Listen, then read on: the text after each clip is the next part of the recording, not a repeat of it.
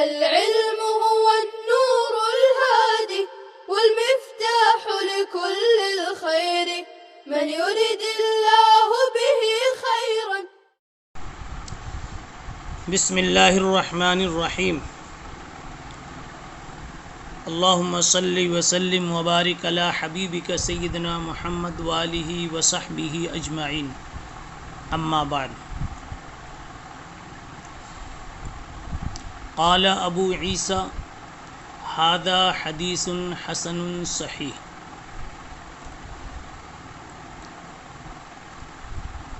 یہ امام ترمذی رحمۃ اللہ علیہ کی ایک تعلیق ہے، ایک تبصرہ ہے، ایک فیصلہ ہے اس حدیث پر جو متعلقہ باب کے ذیل میں گزری ہے. وہ حدیث یہ تھی کہ رسول اللہ صلی اللہ علیہ وسلم نے فرمایا فضل طہور کے سلسلے میں اذا توضأ العبد المسلم او المؤمن فغسل وجهه خرجت من وجهه كل خطیہ الی آخر الحدیث، جس کا حاصل یہ تھا کہ وضو کے پانی کی برکت سے وضو کرنے والے کے بدن کے سارے گناہ جھڑ جاتے ہیں اور وضو کرنے والا گناہوں سے پاک صاف ہو کر منقع اور مصفہ ہو جاتا ہے. یخرج من الذنوب نقیہ. اس روایت کے تعلق سے امام ترمذی رحمۃ اللہ علیہ فرما رہے ہیں کہ ھذا حدیث حسن صحیح. یہ یہاں بھی حضرت نے فرمایا ہے اور اس کے علاوہ کتاب میں بارہا بے شمار جگہ پر حضرت فرمائیں گے ھذا حدیث حسن صحیح. اس جملے پر ایک مشہور اور مضبوط اشکال وارد ہوتا ہے جس کے شارحین نے متعدد جوابات بھی دیے. آپ بھی غور کریں گے تو آپ کو بھی اشکال از خود ہوگا، اور نہیں تو کم از کم پہلی ہی تقریر سے اور ابتدائی تقریر ہی سے آپ کو اشکال ہونا شروع ہو جائے گا. آپ دیکھیے اصول حدیث میں آپ نے پڑھا ہے، نخبۃ الفکر میں پڑھا ہے کہ حدیث کی ایک قسم حسن ہے، ایک قسم صحیح ہے. یہ دونوں قسیمین ہیں، دونوں متباینین ہیں، اور ایک مقسم کی دو قسمیں جو آپس میں متباینین ہوں کبھی جمع نہیں ہو سکتی. ایک اسم اگر نکرہ ہے تو معرفہ نہیں، معرفہ ہے تو نکرہ نہیں، اس لیے کہ مقسم واحد کی قسمین آپس میں قسیمین کہلاتی، متباینین کہلاتی. تو ایسے ہی حدیث کی دو قسمیں تھیں، حسن اور صحیح، اور بھی قسمیں ہیں. اب یہ دونوں قسمیں ایک مقسم سے جب چلی ہیں تو دونوں قسیمین بنی، متباینین بنی. اس لیے دونوں کا اطلاق کسی ایک جگہ پر نہیں، کسی ایک حدیث پر نہیں ہو سکتا. پھر امام ترمذی رحمۃ اللہ علیہ نے اس حدیث کو حسن اور صحیح دونوں کیسے کہہ دیا؟ اس کے جوابات متعدد طریقے سے دیے گئے.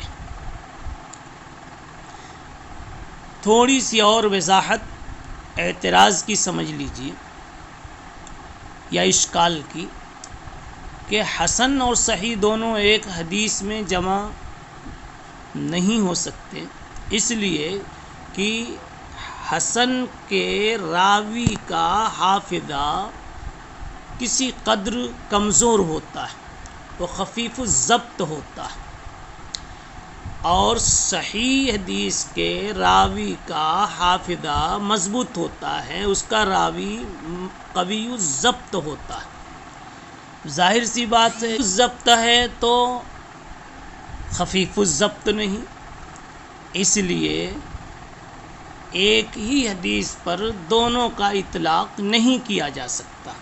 پھر امام ترمذی رحمۃ اللہ علیہ نے ایک مرتبہ نہیں بارہا پوری کتاب اس سے بھری ہوئی ہے ھذا حدیث حسن صحیح سے۔ اس کے جوابات میں حافظ ابن حجر عسقلانی رحمۃ اللہ علیہ نے پہلی بات تو یہ کہی کہ یہاں پر لفظ او محذوف ہے، ھذا حدیث حسن او صحیح، یہ حدیث حسن ہے یا صحیح ہے، یہ حدیث حسن ہے یا صحیح ہے۔ اب اس کا مطلب یہ ہوتا ہے کہ امام ترمذی کو گویا شک ہے کہ یہ حسن بنتی ہے یا صحیح بنتی ہے، تو اظہار شک کے لیے، تشکیک کے لیے حضرت نے لفظ او استعمال، حسن صحیح کہا اور بیچ میں لفظ او محذوف مانا گیا۔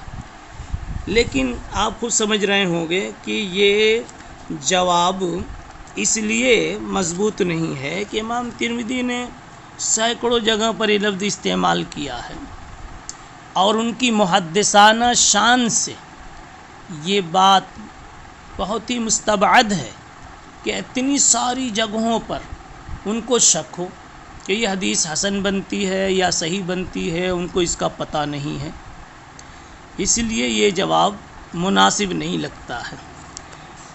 بعض حضرات نے اس کا یہ جواب دے دیا کہ واو محذوف ہے۔ ان سب جوابات کو حافظ ابن حجر رحمۃ اللہ علیہ نے نقل فرمایا ھذا حدیث حسن و صحیح، یہ حدیث حسن ہے اور صحیح ہے، حسن ہے اور صحیح ہے۔ تو پھر اعتراض واپس عود کر آیا، اس لیے کہ حسن ہے اور صحیح ہے، پھر یہ کیسے ہو سکتا ہے؟ تو اس کا مطلب یہ مجیب کی طرف سے یہ بتلایا جاتا ہے کہ اس کا مطلب یہ ہے کہ حسن من طریق و صحیح من طریق، اے حسن من سند و صحیح من سند، ایک سند سے تو یہ صحیح ہے، دوسری سند سے یہ حسن ہے۔ مگر یہ جواب بھی لوگوں نے مضبوط نہیں مانا، اس لیے کہ یہ تو صرف ان مقامات میں جواب منطبق ہو سکتا ہے جہاں حدیث کی دو سندیں موجود ہوں، یعنی وہ حدیث دو طریق سے آئی ہو، اور ایسی جگہوں پر بھی حضرت نے اس کا اطلاق کیا ہے جن کا صرف ایک ہی طریق ہے، جس کی صرف ایک ہی سند ہے۔ تو جب ایک ہی سند ہے تو پھر حسن من طریق اور صحیح من طریق یہ اطلاق صحیح نہیں ہوگا اور اس کا انطباق نہیں ہو سکتا۔ تیسرا جواب بعد حضرات نے یہ دیا، ھذا حدیث حسن عند البعض صحیح، ھذا حدیث حسن عند البعض صحیح عند البعض، یہ حدیث بعض کے نزدیک تو حسن ہے اور بعض کے نزدیک صحیح ہے۔ لیکن یہ ساری تعویلات بے وزن سی لگ رہی ہیں۔ ایک جواب نمبر 5 غالباً ہے آپ کی ترتیب میں، ایک جواب یہ دیا جاتا ہے کہ یہاں حسن سے مراد حسن لذاتہ ہی ہے اور صحیح سے مراد صحیح لغیرہ ہی ہے۔ اس لیے یوں کہہ سکتے ہیں کہ یہ ہے تو حدیث ایک ہی، طریق بھی ایک ہی، لیکن حسن لذات ہی ہے اور صحیح لغیر ہی ہے، اور دونوں بالکل قریب ہے، اس لیے کہہ دیا حسن صحیح۔ مگر یہ بات بھی مقبول نہیں، اس وجہ سے کہ اس صورت میں صحیح احادیث کا درجہ گھٹانا لازم آتا ہے. صحیح احادیث کا درجہ گھٹانا لازم آتا ہے کہ صحیح لغیرہ تو وہ ہوگی، صحیح لغیرہ وہ ہوگی جس میں کسی قدر کوئی نقص ہو. اور امام ترمذی رحمۃ اللہ علیہ نے ایسی جگہوں پر بھی اس کا اطلاق کیا ہے جہاں پر اس قسم کا کوئی نقص موجود نہیں ہے. علامہ ابن کثیر رحمۃ اللہ علیہ نے اس کا جواب دیا ہے، جواب نمبر 6، کہ یوں کہا جائے کہ حسن صحیح امام ترمذی نے اپنی ایک اصطلاح مقرر کی ہے، اور ان کے نزدیک حسن صحیح سے مراد وہ حدیث ہوتی ہے جو صحیح سے نیچے ہو اور حسن سے اوپر ہو. یعنی پچھلے جواب کے قریب قریب کی بات ہے. لیکن پھر اس پر بھی وہی اشکال ہوگا کہ امام ترمذی رحمۃ اللہ علیہ نے ان احادیث کو جو صحیح ہیں، صحیحین کی ہیں، شیخین کی ہیں، ان کو اگر صحیح کے نیچے ہونے کا قول کر دیا ہے تو اس کا اطلاق کیسے صحیح ہو سکتا ہے؟ یعنی اگر یہ کہا جائے کہ امام ترمذی رحمۃ اللہ علیہ نے اپنی ایک اصطلاح بنائی اور اس سے مراد وہ ہے جو صحیح سے نیچے اور حسن سے اوپر ہو، تو اس کا مطلب کہ جہاں جہاں یہ اطلاق حضرت کریں گے تو وہ صحیح سے نیچے ہوگی اور حسن سے اوپر ہوگی. تو پھر جو صحیح بخاری میں حدیثیں ہیں، صحیح مسلم میں حدیثیں ہیں، اس کا مطلب یہ ہے کہ امام ترمذی رحمۃ اللہ علیہ کے نزدیک وہ صحیح سے نیچے ہو گئی. اس لیے یہ جواب بھی پسندیدہ نہیں ہے. ایک جواب اور بعض لوگوں نے دیا، بلکہ علامہ انور شاہ کشمیری رحمۃ اللہ علیہ نے العرف الشذی میں اس کو نقل بھی فرمایا ہے کہ علامہ ابن دقیق العید نے یہ جواب دیا ہے کہ در حقیقت حسن اور صحیح کی اصطلاح میں تباین نہیں ہے، بلکہ اعلیٰ اور ادنیٰ کا تعلق ہے.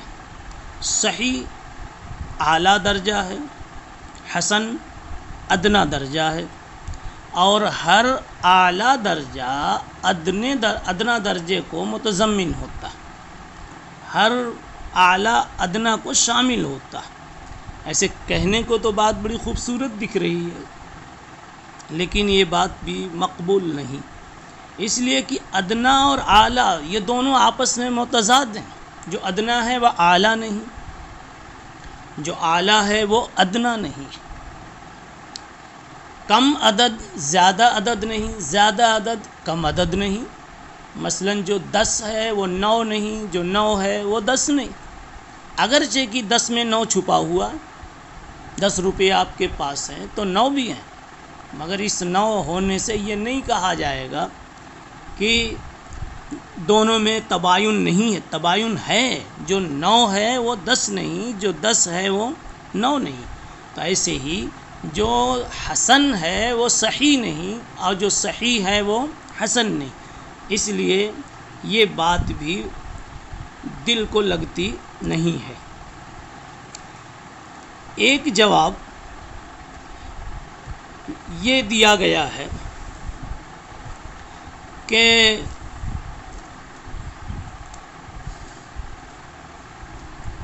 حسن متقدمین کی اصطلاح میں جب تک کہ جمہور کی باقاعدہ اصطلاحات نہیں بنی تھی، ان سے پہلے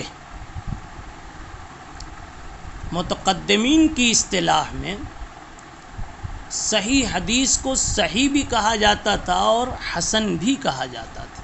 بعد اس کو حسن لکھ لیتے تھے اور بعد اس کو صحیح لکھ لیتے تھے. اور امام ترمذی رحمۃ اللہ علیہ کو اس کا علم تھا کہ صحیح حدیثوں پر بعضوں نے حسن کا نام چسپا کیا ہے اور بعضوں نے اس کو صحیح لکھا ہے، تو حضرت نے اس دونوں اصطلاح لکھ ڈالی، حسن صحیح۔ یہ بات اگر واقعی ہے تو یہ جواب کسی قدر دل کو لگ رہا ہے۔ بہرحال یہ کتاب میں بار بار یہ بات آوے گی، ھذا حدیث حسن صحیح۔ اب آگے دیکھیے، امام ترمذی رحمۃ اللہ علیہ اپنی عادت شریفہ کے مطابق ہوا حدیث مالک عن سہیل عن ابیہ، یہ راوی کے نام کی سند میں آئے ہوئے رجال کی تعریف و تشریح کر رہے، یعنی یہ بتایا کہ یہ پیچھے ابھی جو حدیث گزری ہے یہ آئی تھی ہائے تحویل کے ساتھ، اور مالک ابن انس یہ مدار سند تھے۔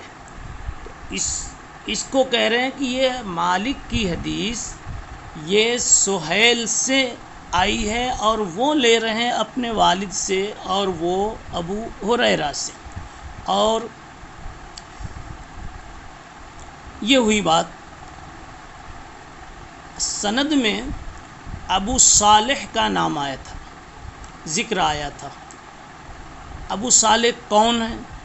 بتایا یہ سہیل کے والد، یہی ابو صالح ہے، ان سہیل ان ابی ہے، تو کہیں ان کو ابو صالح کہا اور کہیں ان سہیل ان ابی ہے کہا۔ اور ابو صالح یہ تو کنیت ہے، ان کا لقب سمان ہے۔ کبھی کبھی کیا ہے، تیل بیچنے والے کو، گھی بیچنے والے کو سمان کہا جاتا ہے، ان کی کنیت سمان ہے اور نام ان کا ذکوان ہے۔ ان کا لقب سمان ہے، نام ان کا ذکوان ہے اور کنیت ابو صالح ہے۔ اور پھر آگے فرمایا وَأَبُو هُرَيْرَةَ اخْتَلَفُوا فِي اسْمِهِ، شروع باب میں ہی بندہ آپ کو بتا چکا کہ حضرت ابو ہریرہ رضی اللہ تعالی عنہ کے نام کے سلسلے میں 35 اقوال ہیں، اختلافات ہیں۔